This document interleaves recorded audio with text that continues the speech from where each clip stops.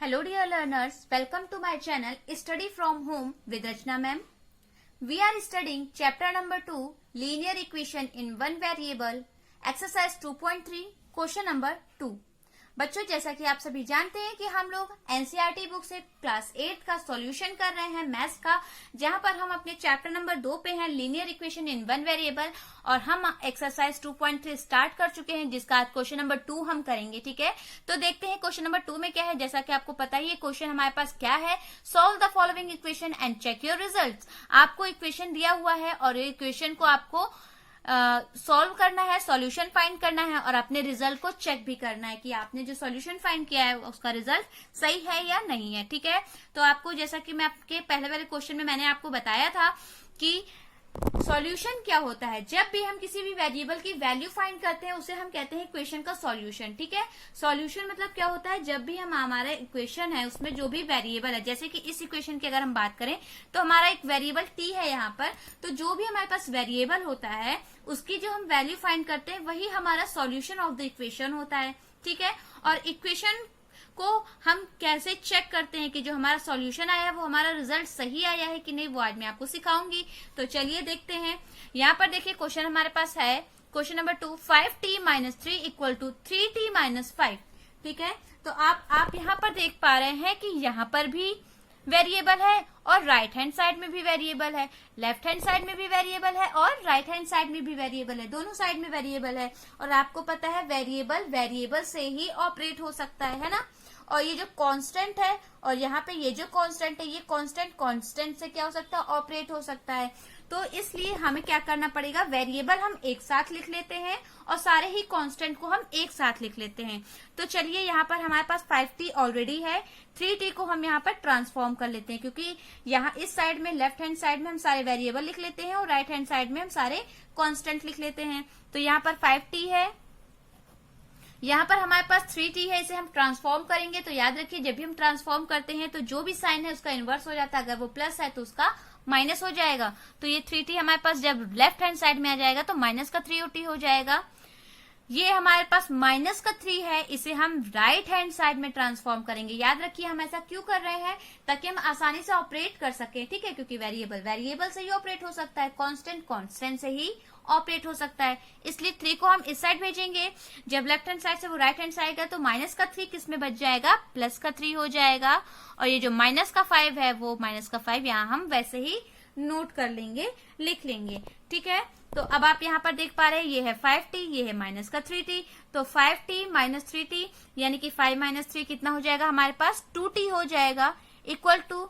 अब आप यहाँ देखिए 3 - 5 लिखा हुआ है, 3 में से आपको 5 माइनस करना है। तो आपको पता है 5 बड़ा है तो 5 - 3 हो जाएगा 2, लेकिन साइन कौन सा आएगा, माइनस का, क्योंकि माइनस का नंबर बड़ा है। ठीक है, ये हमारा इंटीजर हो गया।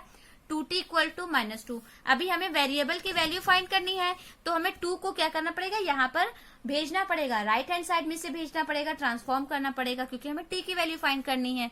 2t की वैल्यू तो नहीं फाइंड करनी, t की फाइंड करनी है। तो t इक्वल टू कितना हो जाएगा, -2 यहाँ पहले से था और ये 2 इसके साथ मल्टीप्लाई में था। जब ये इस साइड आएगा यानी राइट हैंड साइड में आएगा तो ट्रांसफॉर्म होकर इसका साइन चेंज हो जाएगा, यानी मल्टीप्लाई है तो डिवाइड में आ जाएगा। ठीक है, अब यहाँ पर कट कर लेंगे, 2 1 = 2, 2 1 = 2, यानी कि t की वैल्यू हमारे पास कितनी आ गई, -1 आ गई। t equals to -1।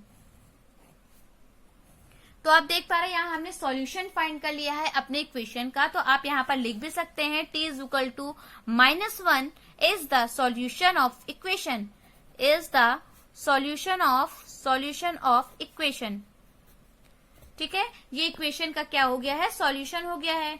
अभी हमें क्या करना है, अपने रिजल्ट को चेक करना है कि ये जो हमने सॉल्यूशन फाइंड किया क्या ये सही है या नहीं सही है। तो यहाँ पर हमें चेकिंग करना होगा। तो लिखते हैं चेकिंग, हमारा चेकिंग करना है 5t - 3 इक्वल टू 3t - 5, इसे हमें चेक करना है। तो चेक करने के लिए मैंने आपको बताया था, सबसे पहले हम चेक करने के लिए याद रखिए हमेशा कि चेक करने का मेथड क्या है। आप पहले लेफ्ट हैंड साइड को सॉल्व करेंगे, फिर आप राइट हैंड साइड को सॉल्व करेंगे और दोनों ही अगर इक्वल आते हैं तो यानी कि हमने जो t की वैल्यू फाइंड की वो हमारा सही है। ठीक है ना, तो यहाँ पर चलिए सबसे पहले हम लेफ्ट हैंड साइड को सॉल्व करेंगे। लेफ्ट हैंड साइड हमारा क्या है, 5t - 3। यहाँ पर हमें क्या करना पड़ेगा, put t equals to, t की वैल्यू हमने -1 फाइंड की है ना, तो t की वैल्यू -1 रखेंगे, तो t की वैल्यू आप -1 रखिए, तो 5 इंटू माइनस का 1 फिर -3, ठीक है। ये हमने ब्रैकेट क्यों लगा दिया, क्योंकि दो साइन कभी एक साथ नहीं रह सकते हैं, इसलिए हमने ब्रैकेट के थ्रू इसको सेपरेट किया, तो ब्रैकेट लगा दिया हमने। अच्छा, अब 5 को 1 से मल्टीप्लाई करोगे तो वही आ जाएगा, 5 1 जा 5 आ जाएगा, लेकिन ये माइनस का है तो ये माइनस का 5 आ जाएगा, फिर ये -3 है, तो -5 -3 आप ऐड करोगे तो, क्योंकि आप देख सकते हो सेम साइन है, जब भी सेम साइन होते हैं तो वो ऐड हो जाते हैं, ठीक है। तो 5 + 3 कितना हो जाएगा, 8 हो जाएगा, लेकिन क्योंकि साइन माइनस का है तो यहाँ आंसर में भी माइनस का ही 8 आएगा, ठीक है।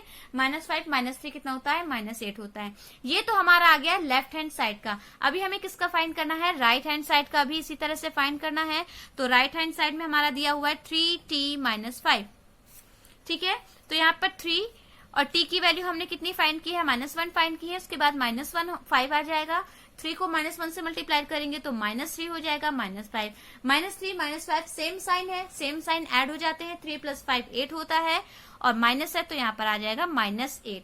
तो आप यहाँ देख पा रहे हैं जो हमने LHS की वैल्यू फाइंड की थी और ये जो RHS की फाइंड की है, दोनों ही हमारे क्या आ गए हैं, इक्वल आ गए हैं। यानी कि जो हमारा ये इक्वेशन था कि left hand side right hand side both are equal, तो ये हमने प्रूफ कर दिया कि left hand side equal to right hand side. तो आप लास्ट में लिखेंगे भी कि left hand side equal to right hand side, hence proved, hence proved. ये हमने क्या कर दिया है, प्रूफ कर दिया है, ठीक है। तो बच्चों आप लोग को ये समझ में आ गया होगा। मैं आपको एक बार और रिवाइज करवा देती हूँ कि मैंने क्या किया है। यहाँ पर देखिए आपको एक इक्वेशन गिवन है, इक्वेशन में आपको पहले सॉल्यूशन फाइंड करना है। आपको हमेशा याद रखना है कि कभी भी इक्वेशन को सॉल्यूशन फाइंड करने को कहा जाए तो आपको वहां के वेरिएबल की वैल्यू फाइंड करनी होती है। तो यहाँ पर हमारे पास 5t - 3 इक्वल टू 3t - 5 दिया हुआ था, ठीक है। देखिए इसको सॉल्व करने के वैसे तो कई मेथड हैं, लेकिन मैं आपको ट्रांसफॉर्म मेथड से ही सॉल्व कराती हूँ, जो कि सबसे इजी और सबसे बेस्ट मेथड होता है, ठीक है। आप हमेशा ये मेथड यूज करोगे, आपको कोई भी कंफ्यूजन नहीं होगा। तो आप यहाँ पर देख सकते हैं, ये है 5t, ये है 3t। सेम अगर होता है वेरिएबल तो सेम वेरिएबल ऑपरेट हो सकते हैं, इसलिए हमने क्या किया कि सारे ही वेरिएबल को एक साइड लिख दिया और सारे ही कांस्टेंट को एक साइड लिख दिया, ताकि हम ऑपरेट आसानी से कर पाए। तो ये 5t था, 3t को इधर हमें लाना पड़ेगा ना, तो यहाँ 3t प्लस में था, तो अब जब हम इसे लेफ्ट हैंड साइड में लाएंगे तो ये माइनस का 3t हो जाएगा। तो जब हमने इसे माइनस किया तो 2t आया। अब यहाँ पर देखिए -5 ऑलरेडी था, यहाँ प्लस माइनस का 3 था, और जब ये राइट हैंड साइड आएगा तो ये प्लस का 3 हो जाएगा। +3 - 5 इक्वल्स टू -2 होता है, क्योंकि प्लस माइनस माइनस होता है और जो नंबर बड़ा होता है उसी का साइन लगता है। यहाँ 3 बड़ा है कि 5 बड़ा है, तो 5 का साइन माइनस है तो -2 आ जाएगा, ठीक है। अब यहाँ पर देखिए 2t इक्वल्स टू -2 हो गया। t की वैल्यू फाइंड करनी है तो 2 मल्टीप्लाई में है, इधर आएगा तो डिवाइड में आ जाएगा। ट्रांसफॉर्म हमने कर दिया, कट किया तो हमने देखा t इक्वल टू -1 आ गया। अब ये तो हमने अपना क्या फाइंड कर लिया, सॉल्यूशन फाइंड कर लिया। t equal to -1 is the solution of the equation.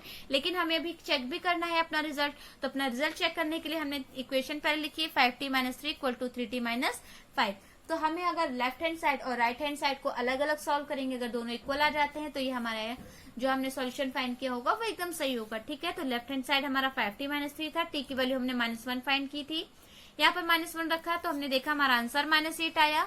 Same उसी तरह से राइट हैंड साइड में हमने वैल्यू पुट की, राइट हैंड साइड हमारा था 3t - 5, तो यहाँ पर हमने t की वैल्यू -1 रखी और जब सॉल्व किया तो देखा -8 आया। और लास्ट में हमने देखा कि लेफ्ट हैंड साइड और ये राइट हैंड साइड दोनों ही सेम आए हैं, -8 -8।